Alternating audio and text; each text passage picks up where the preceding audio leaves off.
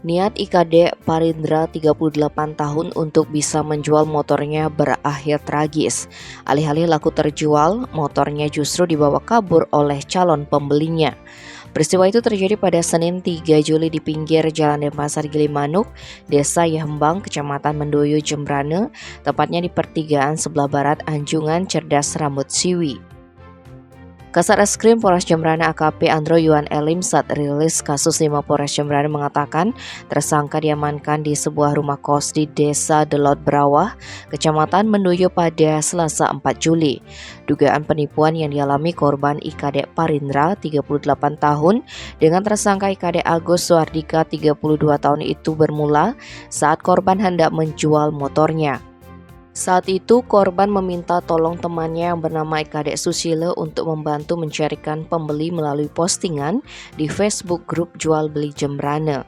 Postingan itu lanjut Elim direspon tersangka melalui pesan di Messenger Facebook dan mengaku berminat dengan motor yang ditawarkan. Tak cukup sampai di situ, komunikasi tersangka dan teman korban pun berlanjut di aplikasi WhatsApp. Berikutnya sesuai kesepakatan, tersangka dan teman korban akhirnya bertemu di pinggir Jalan Denpasar Gilimanuk, Desa Yahembang, Kecamatan Mendoyo, Kabupaten Jembrane, tepatnya di pertigaan sebelah barat Anjungan Cerdas Rambut Siwi. Saat itu tersangka meminta izin untuk mencoba motor ke arah utara. Karena lama tidak kembali, teman korban sempat menyusul ke arah tersangka mencoba motor itu. Namun tak bertemu dengan tersangka.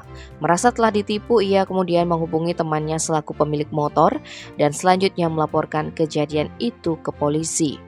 Berdasarkan laporan dan keterangan saksi-saksi, pihak polisi berhasil mengetahui keberadaan tersangka dan menangkapnya di salah satu kamar kos di Desa Delot Brawah. Tersangka terancam hukuman 4 tahun penjara.